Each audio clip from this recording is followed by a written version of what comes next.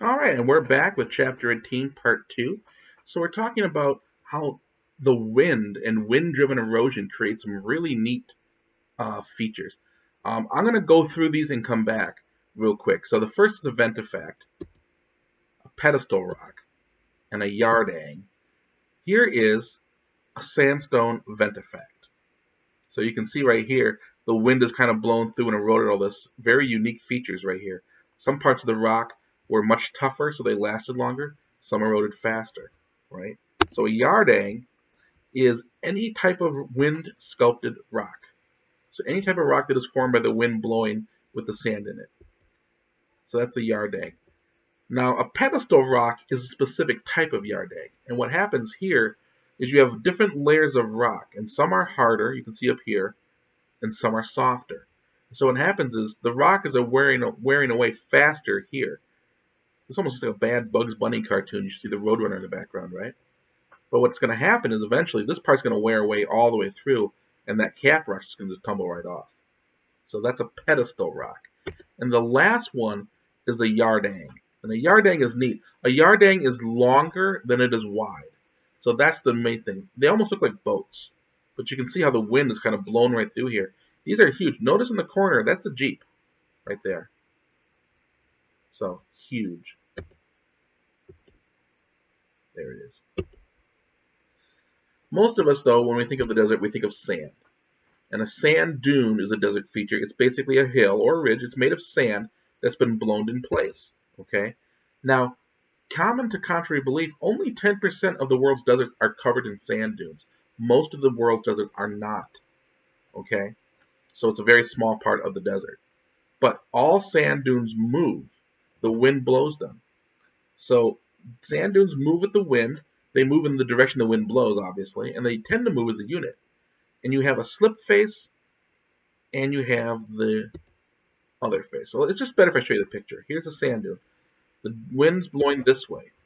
So you have the windward side, the side that the wind is blowing up, and then it blows the sand as high as it can up this hill, and eventually it can't blow anymore. You have the crest of the dune or the top of the dune, and the back side is called the slip face. And how steep is this? This is the same steepness as the angle of repose that we talked about in that chapter with mudslides. So it depends on the sand. But over time, what's going to happen is the wind's going to blow the sand up to the top, and then some is going to trickle back. So over time, the sand dune is going to actually look like it's going this way in the direction of the wind. It's not neat. You can see right here, here's some sand dunes being built. Because these sand dunes move, they can actually move over other sand dunes and bury them. And if this happens over thousands of millions of years, it'll actually bury the dunes so deep that the bottom dunes will turn to rock. And you can see as the sand has turned to rock, here's the actual evidence of the old sand dunes. So sand dunes come in many different sizes and shapes, but we basically use three factors to name them. The first thing is how much sand is available. Some areas don't have a lot, some have a lot. How strong is the wind? And then the last thing is whether the wind always blows from a constant direction, so the wind always blows from the west, or is it variable? It blows from the south in the winter and the north in the summer. So the most common one is a Barchan dune, right? And I'm going to show you what these look like, but it looks like a crescent, okay? A star dune is a Barchan dune where the wind's variable. So a Barchan dune forms where the wind always blows the same way all the time. But if you have variable winds, you basically get these star dunes. And then transverse dunes happen when you have prevailing winds that are always the same way, but a lot of sand. So let me show you what they look like. This on the top is the Barchan dune. The wind blows it this way. It looks almost like a C. And the tips always point in the same direction as the wind. And if the wind is always blowing at that direction, that's how they migrate. But if you have the same situation, but you have variable winds, so maybe during the summer the winds blow this way, but in the winter they blow this way, and then in the spring they blow this way. You basically have a Barchan dune going this way, and this way. They look like starfish. Transverse dunes happen where there's a lot more sand than a Barchan dune. So instead of forming those little crescent points, it just forms these long, low ridges. But again, they are perpendicular to the wind, and they almost move like waves in very slow motion throughout the desert. Parabolic dunes and longitudinal dunes, I'm not going to get too much into. We don't really cover them in the exam, but just know they exist. They're not as common as the first three. But now this, I hope you can see. Singing sand. So, see if this loads. There we go. I'm going to make this link available. I'm going to make this link available for you as well.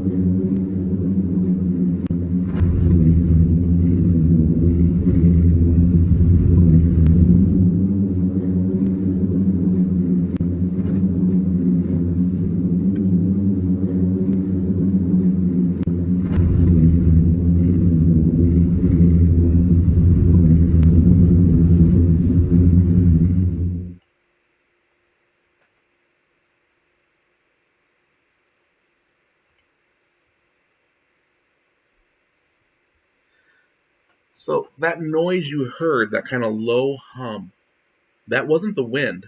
That was actually the sand. C'est bon? So listen to this. J'y vais, ça tourne. Alors on a découvert le chant des dunes la première fois quand Pascal Hersen a descendu une dune à pied. Et voilà ce que ça donne.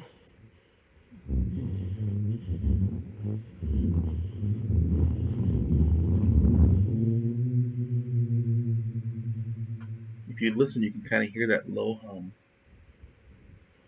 Après on a passé l'après-midi à se rendre compte qu'il y a deux sons, un son de pied et un son d'avalanche.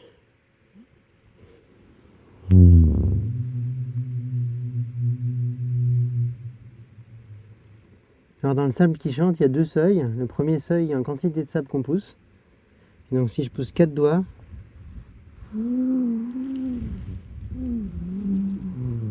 ici ça sonne sans problème. 3 doigts.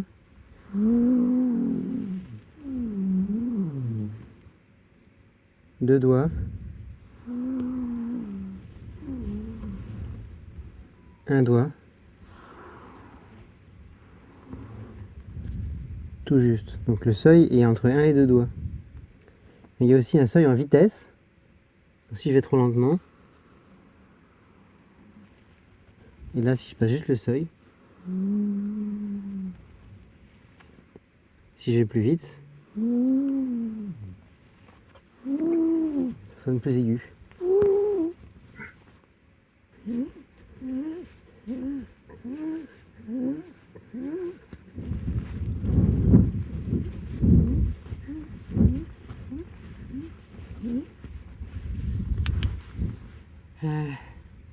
Les sables qui chantent tout le temps, pas seulement sur la phase d'avalanche. Et là, on n'est pas sur une phase d'avalanche, on est sur un plateau. La phase d'avalanche est là-bas. Et en fait, dès que le sable est cisaillé, il chante. Par exemple, on peut aussi le cisailler comme ça et faire différentes notes.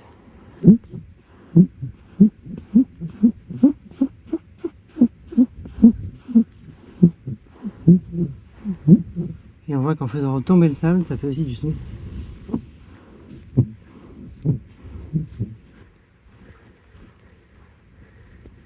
La seule différence entre le plateau et la phase d'avalanche, c'est que sur le plateau, si je pousse le sable, dès que je m'arrête, il s'arrête. Alors que sur la phase d'avalanche, il continue à couler en avalanche. Il est cisaillé par la gravité, et du coup il fait toujours la même note. Et c'est ça le chant des dunes.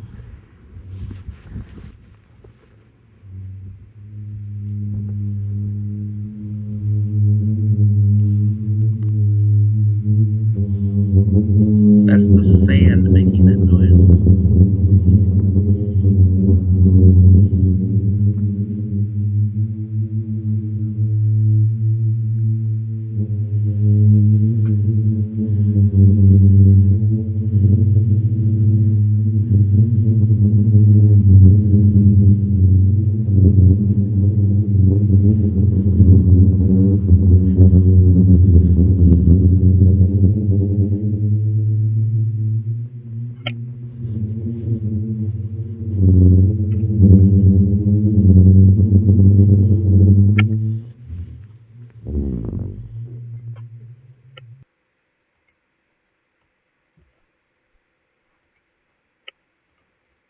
Let's get back into the slideshow.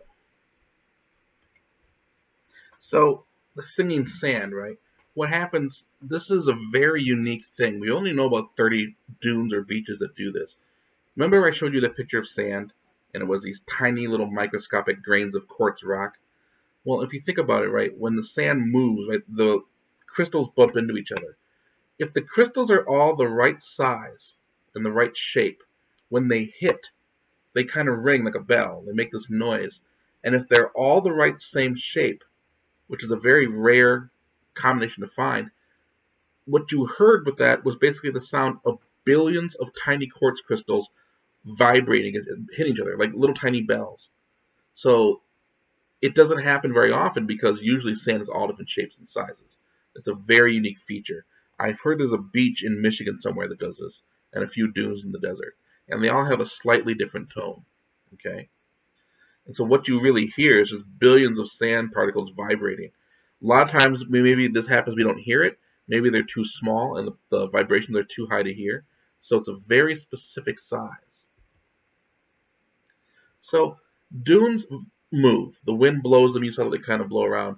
If you've ever been to the beach here in the summer and you walk to the parking lot, and after a windy day, the parking lot's half covered in sand, wind can move it. Now, if you live next to a desert, maybe you don't want that. Desertification is a big issue, especially when winds blow hot desert or dry desert soil onto an area with grass and plants and begin to, choke them out. So one way they'll stop dunes from moving on beaches and in deserts is they will try to find plants because roots actually go in there almost like anchors, okay, and they stop it. So if you go to, I know we can't go right now, but some of the beaches here in Chicago, they've actually set aside areas where they've let natural grasses grow back. I know there's one at the Loyola Beach on the north side, and then one at the beach. It's right south of the Museum of Science and Industry. I forget which one it is, but it has a big, huge beach house. They have an area too where they've let it naturally go back. Okay, so here is an area here, and they're trying to stop the desert. This is basically a net of ropes. And in the ropes, they've implanted grass seeds in the hope they will take root and basically form an anchor and keep this dune from migrating into crops. So even though sand and dust and wind are the most active or the most common types of erosion in deserts, water still does work. And in fact, maybe in some ways it works more importantly because when water or fluvial erosion does happen in deserts, there's so little in the way of ground or ground cover or trees to keep it in place. So floods and fluvial erosion in deserts is often much more devastating, even though it may only happen once or twice a year. So many deserts, even though they are dry, do get rain, but just they maybe get 1 or 2 storms a year. Okay, so there are a lot of dry or ephemeral stream beds in the desert. We talked about that. An ephemeral stream only flows once or twice a year, and when the water is flowing, erosion is happening, and deposition does occur. So interestingly enough, we see this often happen in dry canyons. The canyon is dry, there's a rainstorm, and also a flash flood comes through the canyon, and all the dust and the dirt gets washed out. And when it leaves the canyon and enters the desert, it spreads out in this big, wide alluvial fan. So here's an example. You can see here's some mountains, there's a valley right here, and during a thunderstorm or a rainstorm, all the water went down here and it brought all the dirt out, and it just kind of spread out, and then the water dried up. So an alluvial fan. If you have a bunch of alluvial fans side by side, they merge, they call that a bajada. So it's a bunch of fans side by side, that kind of low slope. Another thing we find are often what they call playa lakes. So it rains, there's a little bit of rain in the desert, the water flows down to maybe a valley at the bottom of the mountains and forms a shallow lake. But because it's a desert, it's usually temporary because the lake dries up. So what happens is when a playa lake dries up, so maybe in the spring you have your snow melt and some thunderstorms, and the bottom of the valley in the desert maybe has 2 or 3 feet of water, a playa lake. But then the rains stop and the lake dries up, it evaporates. And what's left behind is a dry lake bed, and they call that a playa. So a playa lake is a temporary lake, but a playa is a dry lake bed. Sometimes, and most of these playas, by the way, are salty, right? So all that minerals in the mountain gets in there, so it's salt water. So most playa lakes are saline. The vast majority of deserts, though, are not sandy. They're what they call reg. So most of us, again, when you think the desert, you maybe think of the sandy landscape, the camels trading across. But most of the deserts are these basically flat plains of rocks, and they happen by two ways: wind or aeolian sorting. Wind blows the lightest stuff away. So if you have a landscape that is rocks and soil and dirt and stones and all different sizes, when the winds blow, if there's nothing to keep it in place, no trees, no grass, no plants, the lightest stuff, the dust, then the dirt, then the sand, it's all going to blow away. And what's left behind are the rocks. Okay? Now, what happens is, as that happens over time, all that's left of the rocks, you get these surfaces that almost look like they're pavements. And that's called deflation, a lag deposit. So here's what happens, right? You've got this surface here. It's a mixture of large rocks, small rocks, dust, dirt, sand. But over time, the wind blows all the lighter material all around, and what's left behind is a top layer of rocks. And so you get these wide rocky plains called reg. If it happens long enough, and in an area where it's dry enough and hot enough, what happens is the stones that are left behind start to kind of sink because everything's blown away, and they start to settle, and they almost form looks like a pavement. They become interlocking because anything that's left gets blown away. So it almost looks like a cobblestone surface, and it can look almost like this, like a back of a patio. So here was your surface. Over time, the dust and dirt blew away, and what's left on the top are the rocks that basically fit together. So under this might be a layer of sand, but because the rocks are here, it keeps that sand intact. This is an example of what happens. Go back to that red surface right this. What's interesting is usually because these areas have no rain, these rocks kind of get a very oxidized color from being in the sun. If you dig a small line, maybe ½ inch deep, the ground underneath is a much different color. But because there's no rain to wash it away, they can last a long time. This is one of the Nazca lines. These are lines that were carved by Native Americans several thousand years ago. This is that same desert we talked about in the beginning of the chapter, the one that gets no rain, the Atacama. It is so dry here that these were scratched 6,000 years ago. There has never been a rainstorm to wash these away. And these are amazing. From the ground, you can't tell what they are. But if you go up into a balloon or an airplane, you can see them.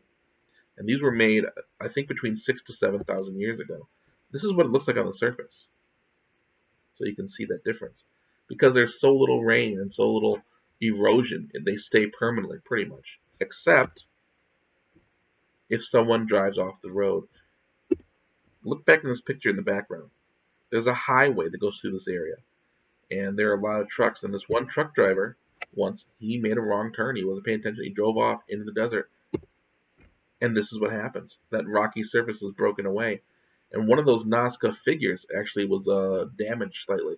After 6,000 years of being there, 5 minutes destroyed it. So there are sandy areas in the desert. And usually what happens is the vast majority of the deserts are rocky, but when you do have sand in the desert, you get these large sandy areas. They call them ergs. So when you think of the desert with the big dunes and a sea of sand and camels walking across, that's an erg, active moving sand dunes. To be considered the sea sand, they have to be at least 50 square miles. And because it's just sand that blows around, there's usually no vegetation at all. Okay? Any kind of dune can form. The largest sand sea is the Rub' al Khali, which is basically, it translates to the empty quarter, and it is on the Arabian Peninsula. So when you think of Saudi Arabia, a good chunk of the country of Saudi Arabia, Yemen, Oman, Abu Dhabi, the United Arab Emirates, all of that is actually the empty quarter. They call it that because it is so dry, so hot, so sandy that no one goes even through there. There's no need to live there. No one goes there. It's almost basically unexplored. So it's this basically, here's Saudi Arabia, this large area right here, several thousand miles across, looking like that. Sand dunes can be 300 to 400 feet tall, and from space you can actually see the ridges of the dunes here. In the Sahara Desert, we do have some sand seas, All this area is those rocky plains we talked about, but we do have several smaller ones of sand seas in the desert as well. All right, I'm going to pause right here for Mesa and Butte terrain. So it's a chance for us all to get up, stretch, get a cup of coffee or a glass of tea, and we'll start back in just a little bit.